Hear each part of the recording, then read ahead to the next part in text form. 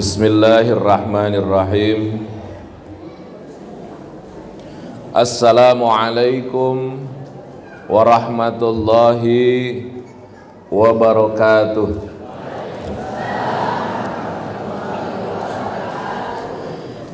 Alhamdulillah bi ni'matihi tatimmus shalihat. Alhamdulillah nahmaduhu wa nasta'inuhu wa nastaghfiruh. Alhamdulillahi ala ni'matil imani wal islam.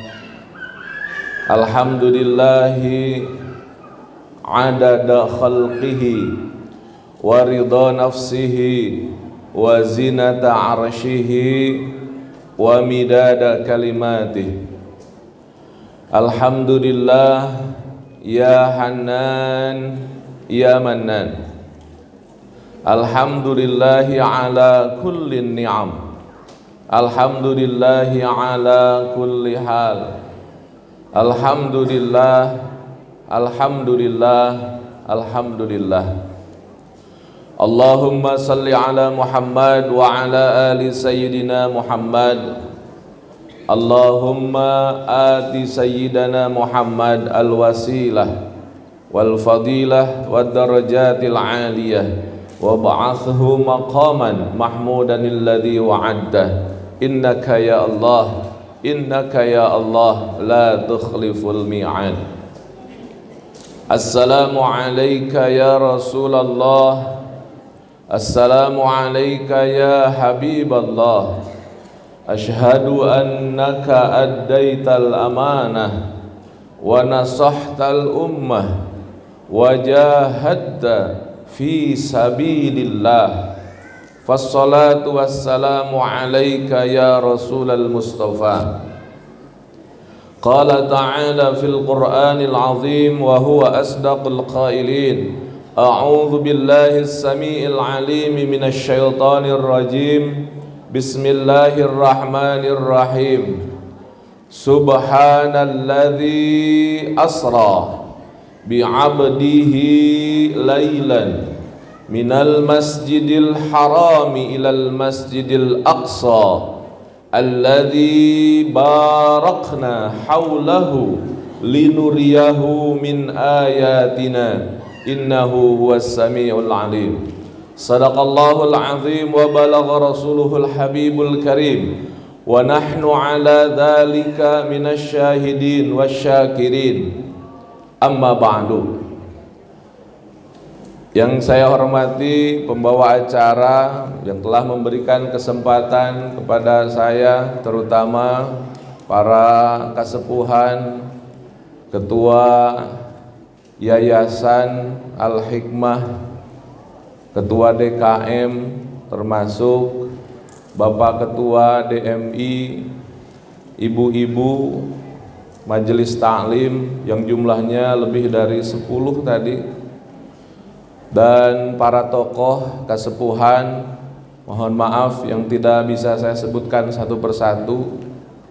Yang saya baru kenal mungkin baru namanya saja Ibu Ririn yang memang menghubungi saya. Ada Ibu Ririn di sini. Ya. Terima kasih Ibu atas wasilah beliau. Saya bisa bersilaturahim bersama ibu-ibu dan bapak-bapak di majelis ataupun di Masjid Al-Hikmah ini. Dan kebetulan tahadus bin ni'amah, saya tinggalnya di kampung Bu, di Tasikmalaya, walaupun kantor saya di Pondok Gede. Dan kebetulan baru tadi malam jam 1 malam saya baru landing dari Masjidil Haram ilal Masjidil Hikmah ya.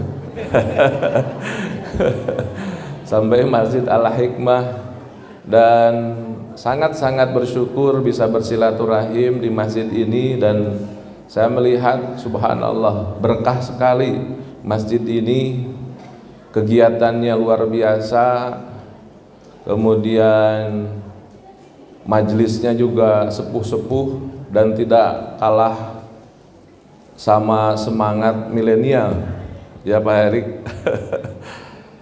Ibu dan Bapak, jarang sekali ada masjid yang memiliki ghirah untuk sebuah pergerakan pendidikan, sosial, dan dakwah. Dan saya merasa di masjid ini saya bisa bersyukur berada di tempat yang Allah sudah tunjuk dan tentukan menjadi masjid yang memiliki kehidupan dan pengharapan dalam peradaban kita di zaman sekarang. Apalagi tadi Pak Ketua Yayasan sudah menyampaikan betapa pentingnya teknologi, karena memang kita apalagi di Jakarta masyarakatnya harus melek. Jadi ibu-ibu pengajian harus berada di garda terdepan di dalam peradaban. Tidak boleh ada di wilayah periferial, sementara kemajuan zaman ada di mall misalkan, sementara masjidnya jauh dari hal-hal yang disukai oleh peradaban ataupun oleh kaum muda. Kalaulah tadi ada generasi YZ ya, ada generasi milenial, mungkin ibu dan bapak masih sebelum milenial generasinya, yaitu generasi kolonial ya. Kita masih kolot bu, saya sudah kolot. Namun subhanallah, Allah subhanahu wa ta'ala memberikan peran yang besar dalam kondisi kita menjadi orang tua, salah satunya untuk mengarahkan anak-anak kita. Dan mudah-mudahan ibu bapak, siang hari ini Allah berikan kekuatan kepada kita untuk mempertahankan peradaban dan kehidupan kita, salah satunya diantaranya untuk melafarijkan apa yang kita fikirkan, apa yang kita inginkan pada anak-anak kita. Ibu dan bapak, kenapa saya katakan saya sangat-sangat beruntung dan bersyukur berada di masjid ini? Karena ibu dan bapak, masjid ini adalah satu hal yang penting di dalam kehidupan kita dan digambarkan di dalam peristiwa Isra dan Mi'raj. Peristiwa Isra dan Mi'raj itu digambarkan oleh Allah Subhanahu wa ta'ala perjalanan dari mana bu? Dari masjid ke masjid, dari Masjidil Haram ke Masjidil Aqsa. Dalam surat Al-Isra digambarkan, ini yang harus menjadi sebuah penekanan bagi kita ketika kita bertanya, Ustadz, Isra Mi'raj itu perjalanan ruh saja ataukah dengan jasadnya? Perjalanan Isra Mi'raj itu perjalanan kasat mata ataukah maknawinya saja? Ibu dan bapak, pertanyaan itu akan dijawab kalau kita melihat surat Isra pertama kali, ayat yang pertama, Subhanalladzi asra, Maha suci Allah yang telah memperjalankan bi'abdihi, hambanya. Jadi ibu dan bapak, yang memperjalankan itu bukan Rasulullah berjalan, tapi Allah yang memperjalankan. Kalau Allah yang maha segalanya, mau ruhiyan, mau zatiyan, mau ma'nawiyan, itu terserah Allah. Artinya kita tidak harus tahu dan harus tidak yakin bahwa memang ini Allah yang memperjalankan. Dan ilmu Allah ibu dan bapak sungguh sangat luar biasa. Mohon maaf, dulu bu, ketika belum ada teknologi seperti sekarang, transportasi yang dilakukan, yang digunakan itu apa? Kuda, onta bu ya. Kalau di Arab itu perjalanan dari Mekah ke Palestina itu bisa sampai 2 bulan. Berjalan sangat-sangat lambat, sekitar hampir 2000 km, 1000 sekian. Perjalanannya rata-rata ada sampai paling lambat itu sekitar 2 bulanan.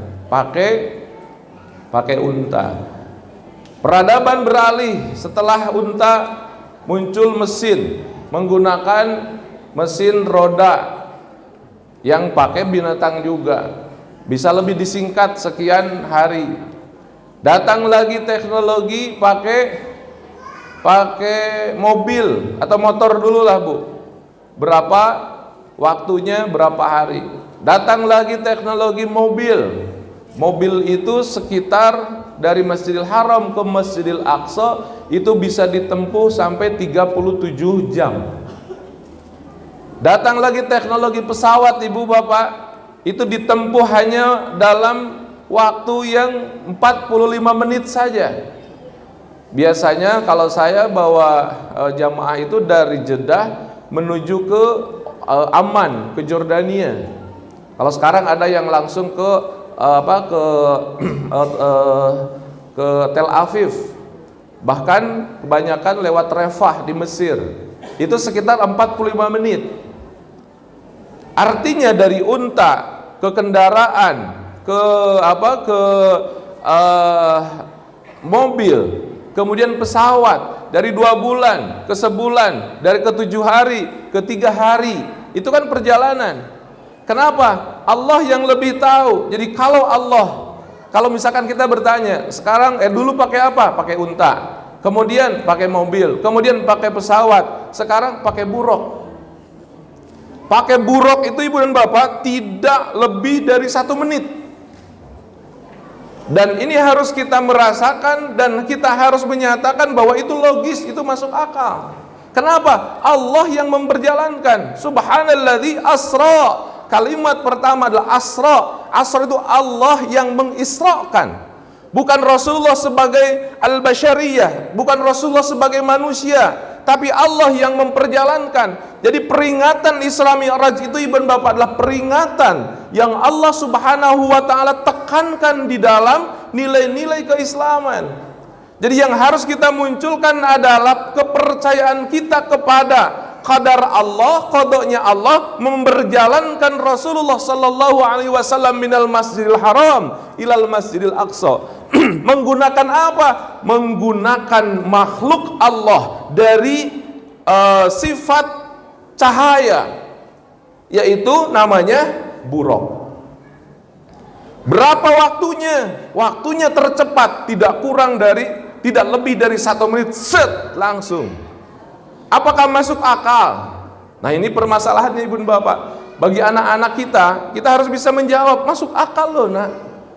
Coba kita lihat, coba baca-baca, coba kita lihat. Ibu dan Bapak, dulu mungkin zaman saya masih kecil dan Ibu sudah mungkin ngalamin. Mas Erik, film Star Trek kenal, tahu ya? Bu, Pak, kata para ahli, film Star Trek itu katanya menggambarkan salah satunya adalah tentang teknologi perjalanan Isra Mi'raj. Ada pengirimnya, ada receivernya. Ada seseorang yang ingin dari satu tempat ke tempat lain, kemudian masuk di ruangan ini, kemudian saat dikirim, di sini ada receivernya, ada penerimanya. Jadi orang yang ada di sini Ibu, dalam hitungan waktu tertentu dia pindah ke tempat ini. Dan itu menurut teknologi zaman sekarang dikatakan dengan teleportasi. Dan itu ada, dan itu bisa. Subhanallah. Dulu Ibu dan Bapak ratusan tahun sebelum ditemukannya ilmu tentang teleportasi, orang mengatakan wah Islam bla bla bla bla bla. Tapi sekarang semakin kesini masih bisa dikatakan oh iya ya. Artinya menambah keyakinan kepada kita bahwa seluruh yang dilaksanakan, seluruh yang berjalan di kehidupan ini yang diatur oleh Allah mesti masuk akal. Jadi perjalanan Isra dan Mi'raj itu bukan perjalanan mimpi, tapi perjalanan real, pindah dari satu tempat ke tempat lain. Ibu dan Bapak, kita ketahui buruk itu Pak, Bu, buruk itu adalah kendaraan Allah dari cahaya dari bangsa malaikat. Jibril yang mengendarainya. Ibu dan Bapak, malaikat itu kan diciptakan dari apa? Cahaya. Berarti hitungan kecepatannya kecepatan apa? Cahaya.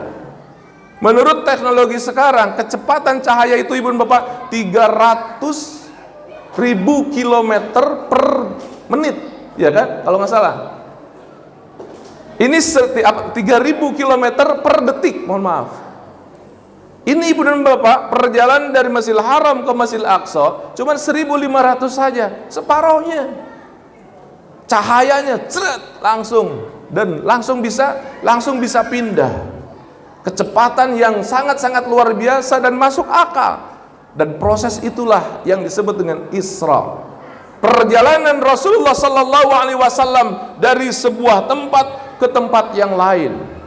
Yang harus kita kaji ibu dan bapak, yang luar biasanya adalah apa saja yang dilakukan oleh Rasulullah ketika sebelum diberangkatkan oleh Allah Subhanahu wa taala dari Masjidil Haram ke Masjidil Aqsa. Kita ketahui di dalam sejarah ibu dan bapak, Rasulullah diambil oleh malaikat Jibril. Itu kan ketika Amul Huzni, ketika tahun kesedihan. Jadi Rasulullah dalam kondisi tekanan yang luar biasa. Rasulullah diberjalankan, Rasulullah diberikan hiburan. Salah satunya oleh Jibril diambil di sebuah tempat di Masjidil Haram, kemudian dadanya dibersihkan oleh apa? Air Zam-Zam.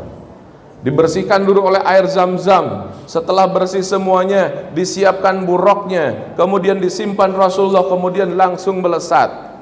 Ibu dan bapak, kalau menurut hemat kita dan hemat para ahli menggambarkan, yang terjadi di Masjidil Haram itu adalah proses perubahan jasad Rasulullah sallallahu alaihi wasallam dari bentuk fisik menggantikan ke bentuk nur, ke bentuk cahaya. Salah satu alatnya yang digunakannya adalah air Zam-Zam. Jadi dibersihkan dulu, tazkiyah, dibersihkan dengan air Zam-Zam, kemudian diasumsikan sedemikian rupa Rasulullah di situ menurut para ahli dirubah dari bentuk yang physically menjadi bentuk nur, bentuk cahaya. Bisa ibu dan bapak. Ini menggambarkan bahwa manusia itu dalam sebuah kondisi bisa merubah diri dari fisik menjadi bentuk cahaya. Maka Rasulullah mengatakan as-salatu mi'rajul mu'minin. Ibu dan bapak, kita lihat tempatnya adalah di Masjidil Haram. Prosesnya adalah mereduksi ataupun merubah diri dari jasad fisik menjadi jasad cahaya. Kemudian dipersiapkan alatnya, diberjalankanlah menuju ke satu tempat. Maka pantas kalau Allah menggambarkan subhanalladzi asra bi 'abdihi kalimat lailan. Lailan itu artinya apa, Bu Pak? Malam. Coba apa yang terjadi ketika Rasulullah sudah dibentuk dalam bentuk cahaya, pindah dari bentuk fisik menjadi bentuk cahaya, kemudian kejadiannya malam. Apa yang terjadi? Hancur jasadnya ibu dan bapak. Kenapa? Karena berbenturan dengan cahaya matahari. Jadi kalimat lailan ini bermakna luar biasa. Ada sesuatu hal yang Allah inginkan dengan kalimat lailan, dan memang harus malam hari agar bisa terjaga. Nah, subhanalladzi asra bi 'abdihi. Abdun itu apa ibu dan bapak? Hamba. Jadi Allah bisa memberangkatkan hamba dengan syarat orangnya, manusianya, atau manusia itu bisa merubah dirinya dari jasad physically menjadi jasad nur, cahaya. Harus ada kalimat abdan. Abdan itu apa? Hamba. Jadi kalau ada potensi diri memiliki jiwa penghambaan, maka di situ sudah siap untuk ada sebuah perubahan dari jasad fisik menjadi jasad cahaya.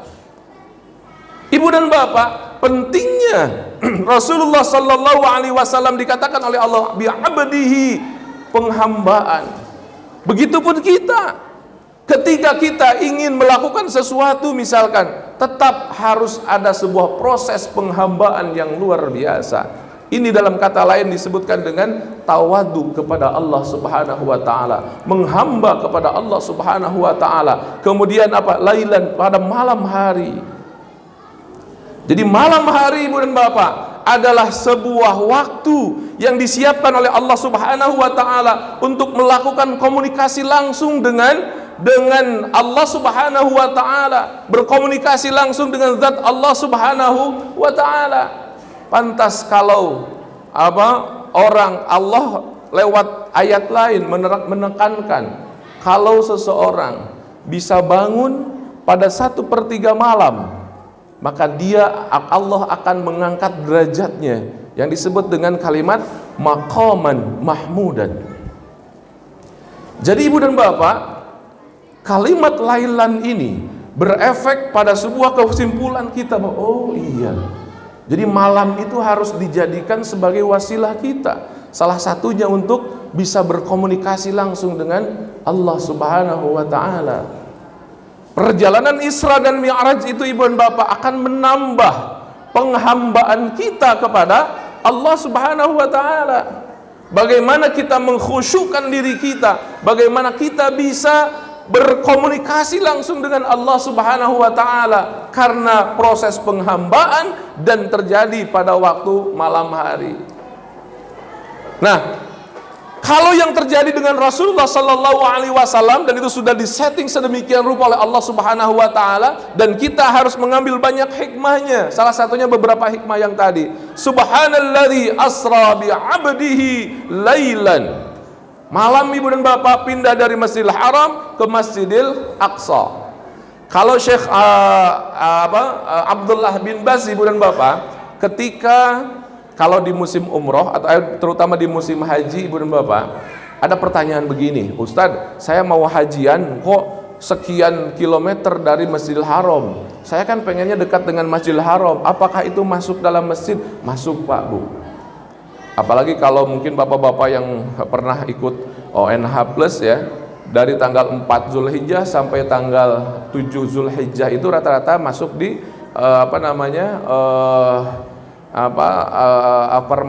hotel transit ataupun apartemen selama 1 minggu. Banyak pertanyaan, Ustadz, apakah ini masuk dalam Masjidil Haram? Masuk ibu dan bapak. Fatwanya Syekh Saudi Abdullah bin Baz. Kenapa? Dalilnya dengan ini, ayat Isra. Subhanalladzi asra bi 'abdihi. Maha suci Allah yang telah memperjalankan hambanya minal Masjidil Haram, dari Masjidil Haram. Padahal ibu dan bapak, Rasulullah ketika Isra bukan di bangunan Masjidil Haram. Rasulullah sedang berada di rumah keponakannya di sekitar Mekah. Maka dari situlah Syekh bin Baz mengatakan bahwa seluruh kullu ardul haram itu Mekah. Jadi Mekah itu tempatnya ataupun juga pahalanya kalau kita sholat sampai 100.000 kali lipat. Apalagi kalau di masjid di dekat Ka'bahnya. Jadi hududul haram, hududul Masjidil Haram itu luas. Salah satu dalilnya surat ini, surat Al-Isra. Ketika Rasulullah berangkat, itu bukan di pinggir mihrab Masjidil Haram, tapi sedang di rumah saudaranya di kota Mekah. Minal Masjidil Haram ilal Masjidil Aqsa. Ibu dan bapak, jadi kita mengetahui proses perjalanan Isra itu adalah memang jasadan wa ruhiyan, tapi menggunakan teknologi yang sangat-sangat luar biasa. Bahkan mungkin teknologi sekarang masih sangat belum akrab. Nah, teknologi yang digunakan oleh film Star Trek itu ibu dan bapak, salah satunya membelalakan mata kita. Oh iya, ternyata begitu, dan ternyata ada, dan memang ada yang namanya teleportasi itu ada. Ada satu resennya, pengirimnya, ada juga receivernya. Yang sangat luar biasa ibu dan bapak kita lihat, ini pengiriman dan penerimaannya. Kalau dalam film Star Trek kan masuk di sebuah ruangan, nanti keluar lagi dari sebuah ruangan. Ruangan yang bisa menerjemahkan kecepatan cahaya itu ibu dan bapak adalah mana? Masjid. Jadi Rasulullah Shallallahu Alaihi Wasallam dirubah dari jasad fisik menjadi jasad cahaya, kemudian diperjalankan dan diterimanya lagi menjadi jasad di Masjidil Haram di Palestina dalam bentuk fisik. Itu di mana? Di masjid. Jadi masjid itu ibu dan bapak adalah sesuatu hal yang sangat-sangat luar biasa, harus menjadi tonggak peradaban kita. Tidak boleh anak-anak kita jauh dari masjid ibu dan bapak. Hancur hidup generasi kita kalau anak kita jauh dari masjid.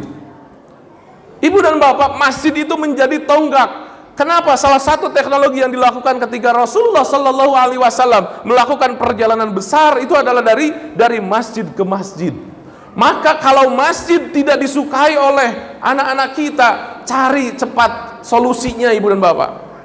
Bagaimana caranya supaya mereka itu juga tenang, nyaman berada di masjid. Oh, mungkin ini programnya terlalu anak kecil. Oh, ini programnya terlalu anak kolot terlalu sepuh misalkan. Dicari. Itu jihadnya teman-teman yang tergabung di dalam DKM. Kenapa? Masjid itu, ibu dan bapak, menjadi receiver dan juga menjadi sender, menjadi pengiriman. Dan ini harus dua-duanya harus berjalan dengan baik. Minal masjidil haram ilal masjidil al-aqsa. Ibu dan bapak, ternyata masjid itu tidak boleh menjadi konsentrasi sekian di antara ataupun selain tempat rumah kita. Bahkan ada beberapa orang sufi mengatakan, saya tidak ridho, saya tidak nyaman, saya tidur di rumah dengan nyaman kalau di pinggir saya masjidnya masih sangat-sangat terbatas. Maka ibu dan bapak, jadikan masjid itu adalah bangunan termegah yang kita punya. Bahkan Allah Subhanahu wa taala lewat Rasul mengatakan, man bana masjidan banallahu baitan fil jannah. Barang siapa yang mampu membangun masjid, banallah, Allah akan bangunkan keraton fil jannah, di surga. Tapi juga ingat ibu dan bapak, generasi-generasi lalu, generasi masa lalu, banyak yang dalam tanda kutip kurang tepat mengartikannya. Yang namanya bana itu adalah semen, batu bata, kesik, membangun. Sementara pembangunan mentalnya, pembangunan organisasinya, administrasinya, kemudian dinamika keorganisasiannya itu tidak dibangun. Jadi ibu dan bapak, man bana masjidan, barang siapa yang membangun masjid, bukan hanya saja menyumbangkan batu, semen dan pasir, tapi bana masjidan itu, saya ini belajar akuntansi di kantor saya, kenapa tidak saya masuk menjadi anggota DKM, saya bantu akuntabel dari masjid itu. Saya ini seorang chief, seorang CEO, seorang pemegang manajemen. Kenapa tidak bapak dan ibu tergetar hatinya untuk datang ke masjid? Saya ingin membangun manajemen masjid sebagaimana ada standar-standarnya. Dan kayaknya menurut berita ibu dan bapak, alhamdulillah di kita sudah ada beberapa masjid yang sudah berstandar ISO. Itu luar biasa, harusnya begitu. Bagi bapak-bapak, ibu-ibu yang punya pengetahuan membangun lewat administrasi, lewat manajemen, kenapa tidak bangun di masjid? Itu masuk di dalam hadis, man bana masjidan banallahu baitan fil jannah. Saya ingin memakmurkan masjid, saya punya link majelis taklim, saya punya link bla bla bla bla, kumpulkan, aktifkan. Dia pun termasuk orang yang akan dibangunkan oleh Allah Subhanahu wa taala kelak di yaumil akhir, di surganya. Amin ya Allah ya rabbal alamin. Jadi ibu dan bapak, dalam peristiwa Isra dan Mi'raj, masjid itu merupakan sesuatu yang sangat-sangat vital. Masjid adalah sesuatu hal yang sangat-sangat dahsyat, sangat-sangat luar biasa. Maka bersyukurlah jika seandainya ibu dan bapak sudah termasuk bagian dari Masjid Al-Hikmah ini. Saya bagian A, saya bagian B, saya bagian C. Itu amanah dari Allah. Itu amanah yang harus kita jaga. Dan termasuk di dalamnya adalah prosesi bagaimana kita mengenang ketika Rasulullah Sallallahu Alaihi Wasallam mulai memakmurkan Masjidil Haram, kemudian juga Masjidil Aqsa. Ibu dan bapak, Rasulullah tahu bagaimana suasana di sekeliling masjid. Maka Rasulullah Sallallahu Alaihi Wasallam berdoa kepada Allah, ya Allah, pindahkan kiblat orang Islam ke Masjidil Haram, dan dikabulkan oleh Allah Subhanahu wa taala. Itu tahun ke berapa kalau nggak salah, kedua Hijriyah. Maka kalau ibu dan bapak ke Madinah, di Madinah itu ada masjid namanya Masjid Qiblatain. Jadi menurut satu riwayat sedang sholat duhur, riwayat lain sedang sholat asar, menghadap ke Baitul Maqdis. Turunlah ayat fawalli wajhaka satral masjidil haram, pindahkan ke arah Masjidil Haram. Langsung berubah Ibnu Abbas 180 derajat dari arah Baitul Maqdis ke arah Masjidil Haram. Dan Rasulullah tahu bagaimana kondisinya. Coba bayangkan Ibu dan Bapak, kalau Rasulullah tidak berdoa, apa yang terjadi sampai sekarang? Umat Islam tidak akan bisa membangun. Beberapa hari yang lalu baru terjadi apa? Gencatan senjata. Baru gencatan senjata, belum membangun. Apa jadinya kalau Rasulullah SAW tidak berdoa memindahkan kiblat umat Islam ke Mekah? Kenapa di Baitul Maqdis itu Ibu Bapak, 3 agama samawi besar cekcok, berebut. Umat Yahudi merasa bahwa di situ adalah peninggalan mereka. Orang Kristen juga ada Bethlehem, umat Islam juga ada Baitul Maqdis, terus saja namun Rasulullah SAW berdoa kepada Allah dan dikabulkan oleh Allah. Fawalli wajhaka satral masjidil haram. Jadi alhamdulillah Ibu dan Bapak, umat Islam punya 2 masjid besar, Masjidil Haram dan juga Masjidil Aqsa. Nah, yang digunakan oleh Allah Subhanahu wa taala minal Masjidil Haram ilal Masjidil Aqsa alladzi barakna haulahu, yang Allah telah memberkahkan di sekelilingnya.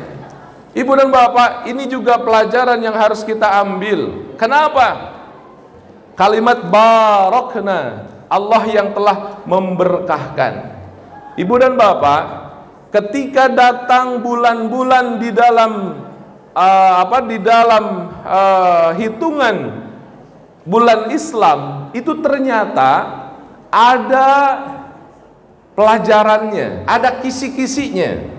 Termasuk masuknya bulan Rajab, itu ada kisi-kisinya. Apa?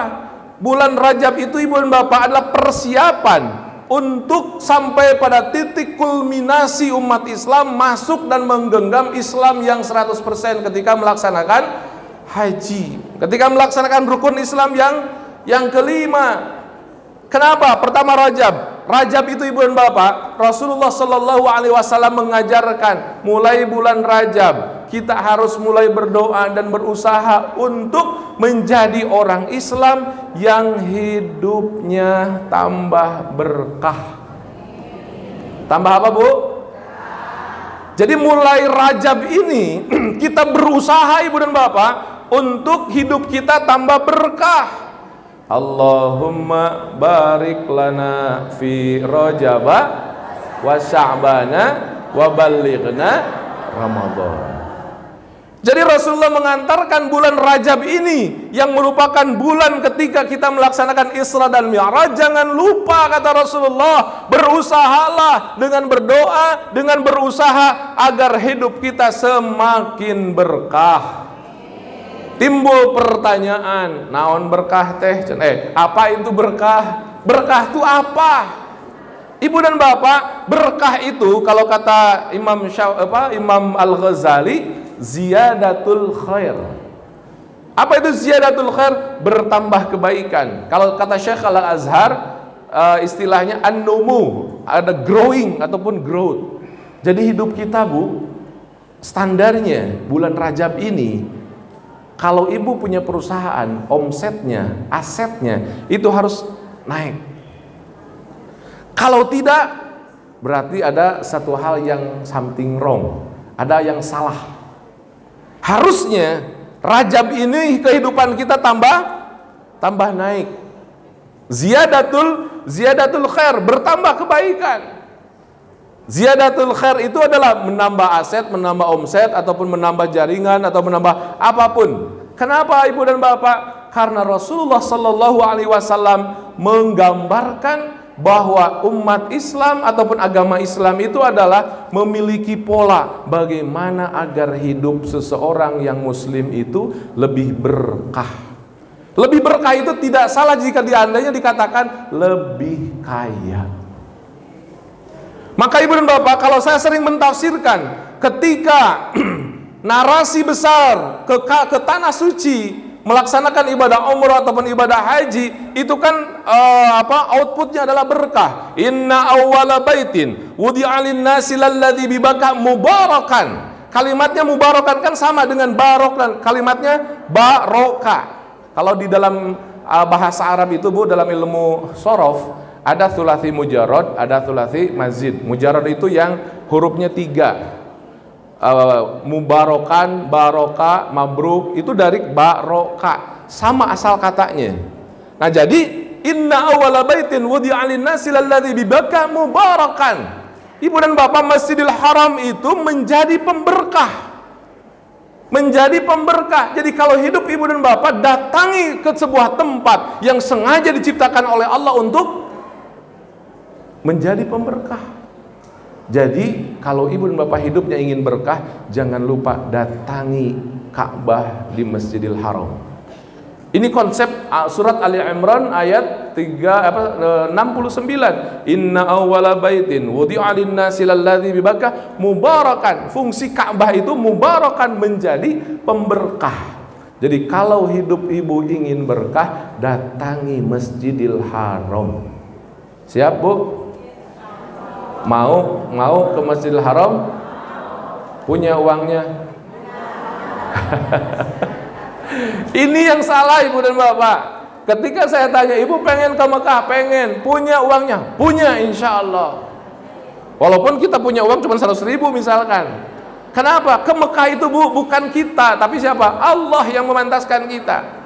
Saya sering menyampaikan, ibu dan bapak, kita harus ke Ka'bah, kita harus ke Mekah. Kenapa? Di situ kehidupan kita akan ditambahkan berkah. Ustaz, saya emang nggak punya uang, boro-boro ke Mekah, hidup juga bla bla bla bla. Yakin ibu bapak nggak bakal berangkat? Kenapa? Salah ibu. Kenapa suudon? Kenapa ibu tidak membongkar dulu sesuatu hal yang menjadi benteng dalam kehidupan keseharian kita?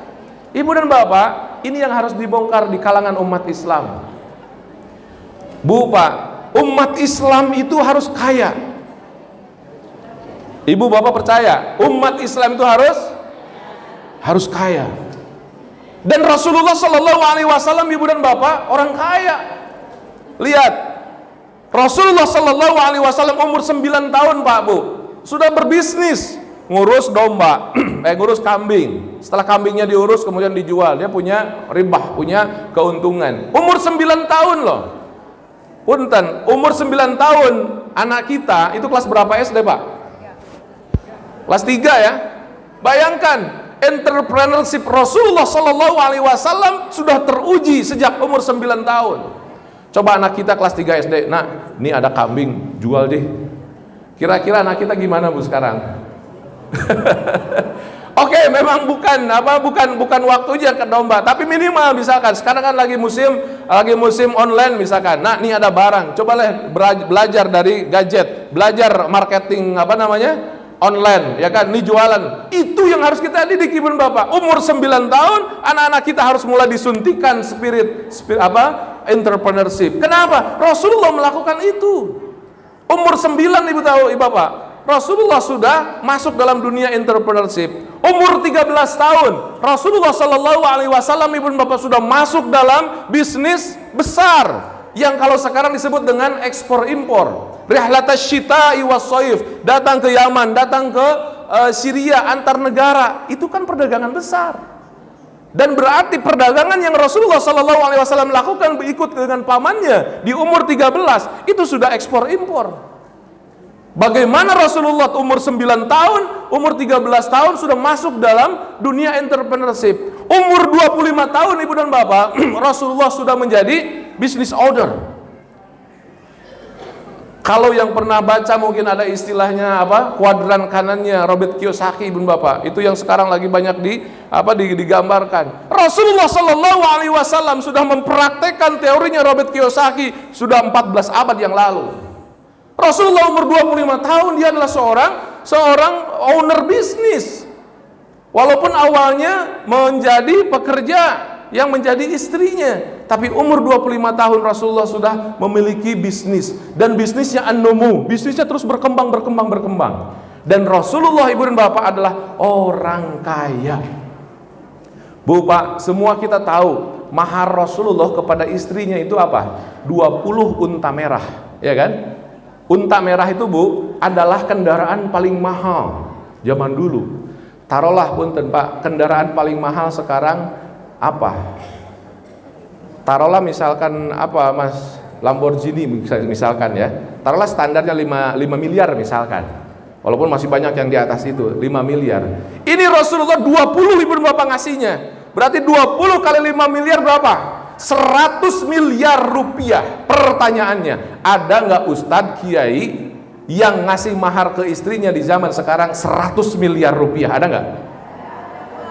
Padahal dia paling kencang mengatakan, saya ingin seperti Rasul, saya ingin sunnah, ingin sunnah, ingin sunnah. Kalau ingin sunnah harusnya dia menjadi orang kaya, kasih kepada istrinya 100 miliar. Dek, saya pinang engkau dengan maharnya ini 100 miliar rupiah. Harusnya umat Islam begitu, Ibu dan Bapak. Dan itu yang dicontohkan oleh Rasulullah Sallallahu Alaihi Wasallam. Ibu dan Bapak, saya punya guru di Aljazair, namanya Syekh Malik bin Nabi. Beliau mengkritisi di dalam sejarah Islam ada sesuatu hal yang hilang. Salah satunya adalah Rasulullah digambarkan sebagai orang kaya. Itu hilang sama sekali. Padahal Rasulullah itu orang kaya. Saya punya saudara, punya teman, seorang promovendus, meneliti Bun Bapak disertasi strata 3-nya, disertasi doktoralnya tentang kekayaan para sahabat-sahabat Rasul. Abdurrahman bin Auf itu Ibu dan Bapak dikuruskan ke rupiah di zaman sekarang, itu ketika meninggalnya punya hartanya 17,5 triliun rupiah. Sahabat terdekat Rasul. Kemudian Sayyidina Utsman bin Affan itu 14,5 triliun rupiah. Belum Abu Bakar, belum sahabat-sahabat yang lain. Ibu dan Bapak, maka kata Malik bin Nabi bahwa orang-orang kaya di sekeliling Rasulullah Sallallahu Alaihi Wasallam itu kenapa tidak muncul di sejarahnya? Ada satu pergerakan yang seolah-olah menutupinya. Bahkan Ibu dan Bapak ada menggambarkan begini, Ustaz, salah begitu. Kenapa? Kan Rasulullah orang miskin. Mana dalilnya? Dalilnya katanya Rasulullah pernah datang ke Aisyah. Aisyah, ada apa? Punya apa sekarang? Kata Aisyah, ya Rasul, nggak ada apa-apa sekarang teh. Kalau begitu kata Rasul, ya udah saya mau puasa. Ibu Bapak pernah dengar hadis itu ya? Ibu dan Bapak, hadis itu sahih hadisnya, tapi peruntukannya bukan untuk itu. Bukan untuk menggambarkan bahwa Rasulullah itu orang miskin. Itu hanya untuk menggambarkan Rasulullah itu orang yang sederhana, tidak muluk-muluk. Kenapa? Dalil lain banyak yang menggambarkan bahwa di rumah Rasul, Ibu dan Bapak, kalau Ibu ke Madinah, di belakang Raudhah itu ada satu manassah, itu disebut dengan Ahlus Sufah. Jadi Rasulullah itu Ibu dan Bapak selama hidupnya mengcover 35 Ahlus Sufah. Ahlus Sufah itu orang-orang yang tidak punya rumah, tidak punya keluarga, dalam tanda kutip gembel lah gitu kan, gembel syar'i mungkin. Itu ditanggung oleh Rasulullah SAW 35 orang, termasuk Abu Hurairah di dalamnya. Ibu dan Bapak, bagaimana orang mengatakan Rasulullah itu miskin, sementara tiap harinya harus menjaga ke makan dan kebutuhan 35 orang. Jadi kalau saya lebih cenderung mengikuti ulama yang mengatakan bahwa Rasulullah Sallallahu Alaihi Wasallam adalah orang kaya. Cuman Ibu dan Bapak, banyak orang yang salah. Kenapa? Ngikutinnya bukan ke Rasulullah yang mengcover 35 orang itu, tapi mengikutinya Ahlus Sufahnya. Banyak memang orang-orang soleh, banyak memang orang-orang yang berilmu di Ahlus Sufah itu, dan itu menjadi panutan-panutan. Tapi ingat Ibu dan Bapak, panutan kita bukan ke sahabat Ahlus Sufah, tapi panutan kita kepada Rasulullah Sallallahu Alaihi Wasallam. Jadi Rasulullah itu Ibu dan Bapak adalah orang yang kaya dan menganjurkan untuk kaya. Lihat dalam sekian narasi Quran, kalimat berkah itu berapa? Sangat-sangat luar biasa. Artinya Islam itu Ibu dan Bapak mengarahkan untuk kaya, untuk hidupnya semakin berkah. Dan salah satunya agar hidup kita berkah Ibu dan Bapak, datangi tanah yang sengaja diciptakan oleh Allah menjadi pemberkah, yaitu Makkah, Ka'bah. Inna awwala baitin wudi'a lin-nasi lalladzi bibaka mubarakan wa hudan lil alamin. Fungsi Ka'bah dua. Pertama menjadi pemberkah, yang kedua menjadi inspiring, menjadi inspirasi kehidupan. Itu ada semuanya di kota Mekah Al-Mukarramah Ibu dan Bapak. Kenapa? Keberkahan. Inilah makna kalimat alladzi barakna haulahu linuriyahu min ayatina. Ibu dan Bapak, salah satu yang menjadi faktor keberkahan Rasulullah Sallallahu Alaihi Wasallam adalah Rasulullah memiliki mental dan jiwa entrepreneurship. Jadi tidak salah dong kalau kita mengatakan bahwa berdagang itu adalah sunnah Rasul, Pak. Jadi sunnah Rasul itu adalah dagang. Ibu bapak mohon maaf, kalau di majelis taklim yang biasa tergambar, kalau dikatakan sunnah Rasul itu asumsi ibu apa? Bapak? Sunnah Rasul katanya, sunnah Rasul. Yang tersirat dalam benak ibu-ibu dan bapak-bapak biasanya apa sunnah Rasul itu? Malam Jumat sudah kawin lagi gitu kan? Allahu Akbar. Padahal ibu dan bapak, sunnah Rasul itu apa? Dagang. Yang namanya sunnah Rasul itu adalah menjadi pedagang. Rasulullah itu pedagang dan kita harus mencontohnya. Jadi ibu dan bapak, bersyukurlah kalau ibu dan bapak diciptakan oleh Allah sekarang kesehariannya sudah menjadi pedagang. Itu luar biasa. Itu sunnah ibu dan bapak. Rasulullah Sallallahu Alaihi Wasallam adalah pedagang. Ibu bapak, Islam masuk ke Nusantara dibawa oleh siapa? Pedagang. Pedagang Gujarat. Jadi Islam itu sebenarnya dibawa oleh orang-orang kaya ke Indonesia ini. Bu Pak, kenapa raja-raja mereka suka mengawinkan anaknya dengan orang Islam? Karena kaya. Jadi berarti umat Islam harus kaya. Sepakat Bu? Berarti kalau tidak kaya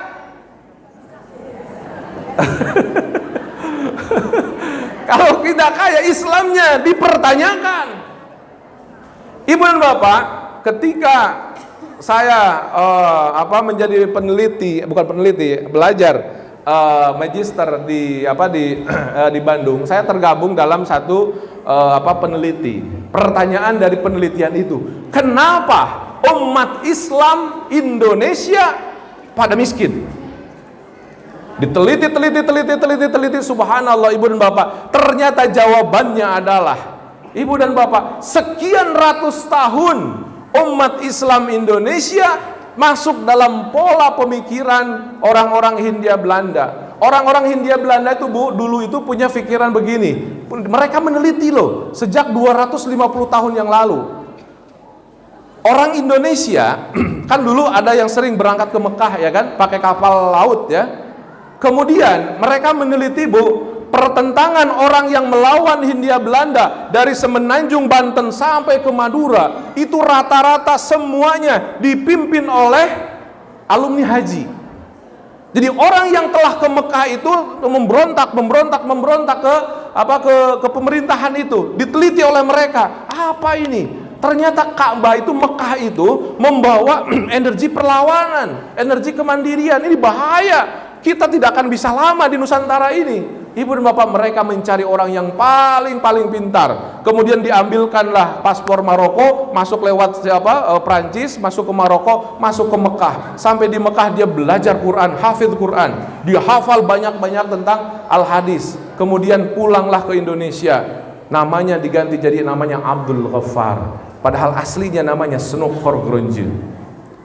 Dari situlah ibu dan bapak, pemerintah Hindia Belanda mengatakan dan menggambarkan masuk dalam sebuah pola bahwa salah satu fatwa Snoek Horgronje adalah, wahai umat Islam Nusantara, silahkan engkau khusyuk di masjid, silahkan engkau datang ke Mekah berkali-kali, tapi jangan sampai mengganggu. Pertama, jangan engkau kuasai pasar dan juga ladang. Artinya masjid itu silakan gunakan untuk proses ibadah engkau dengan Tuhanmu. Jangan ada hubungan dengan pasar, jangan ada hubungan dengan ladang. Apa yang terjadi Ibu dan Bapak? Orang-orang Indonesia membangun masjid jauh dari pasar, jauh dari ladang, jauh dari peradaban. Sementara peradaban pada waktu itu disokong oleh pertanian, kemudian juga dengan perdagangan. Masjid jauh dari asumsi perdagangan. Ini awal malapetaka di negeri kita Ibu dan Bapak. Sehingga umat Islam tidak akrab dengan entrepreneurship. Padahal Rasulnya adalah seorang pedagang handal. Umat Islam jauh dari kegemerlapan ke dunianya. Padahal Rasulnya adalah pemegang baju yang paling mahal. Ibu dan Bapak, Rasulullah itu memakai bajunya kemudian digadaikan. Kalau orang yang menggadaikan baju berarti bajunya apa? Paling mahal. Jadi Rasulullah itu Ibu dan Bapak, kalau digambarkan sekarang mungkin menggunakan kendaraan paling mahal, pakaian paling mewah. Itu Rasul.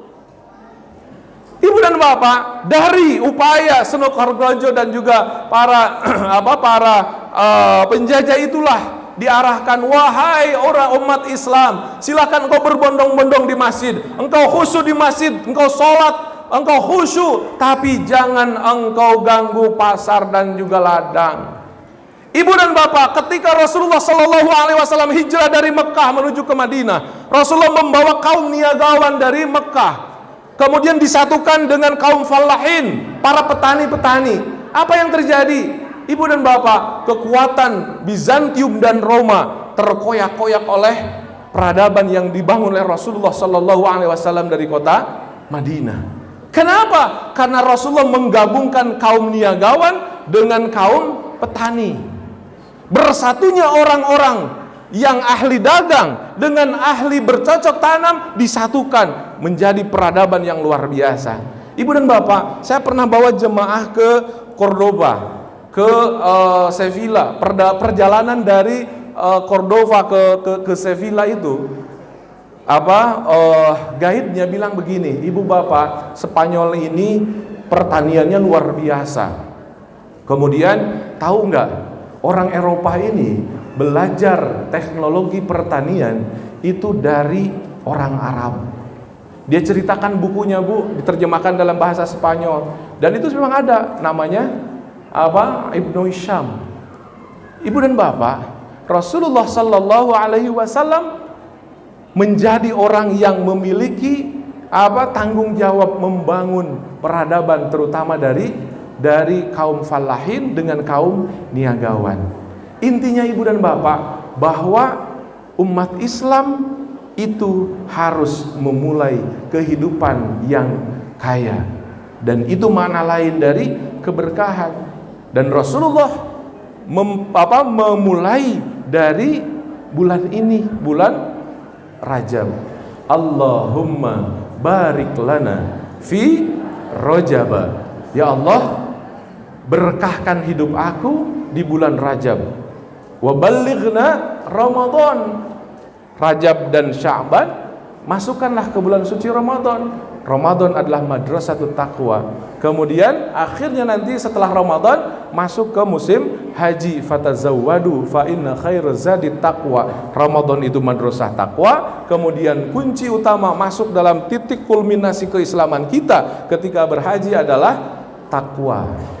Fatazawwadu fa inna khairaz zadi taqwa. Ibu dan Bapak, itulah mungkin yang bisa saya sampaikan, sekedar silaturahim, dan mudah-mudahan kita tambah berkah, dan mudah-mudahan silaturahim kita tambah terus hangat. Dan Ibu dan Bapak, saya ingin juga mengucapkan selamat kepada Pak Ketua Yayasan, Ketua DKM, semua yang tergabung di Masjid Al-Hikmah ini. Ibu dan Bapak, ini merupakan percontohan bagi masjid-masjid yang lain, bahwa masjid di negeri kita itu bukan hanya dipakai untuk sholat saja, tapi untuk pendidikan, untuk dakwah, untuk sosial, kesana-kesananya untuk politik juga tidak jadi masalah, tapi memiliki politik yang sangat-sangat santun, politik yang betul-betul wasatiyah. Ibu dan Bapak, mohon maaf, itu yang bisa saya sampaikan. Wal afu minkum. Wassalamualaikum warahmatullahi wabarakatuh. Waalaikumsalam.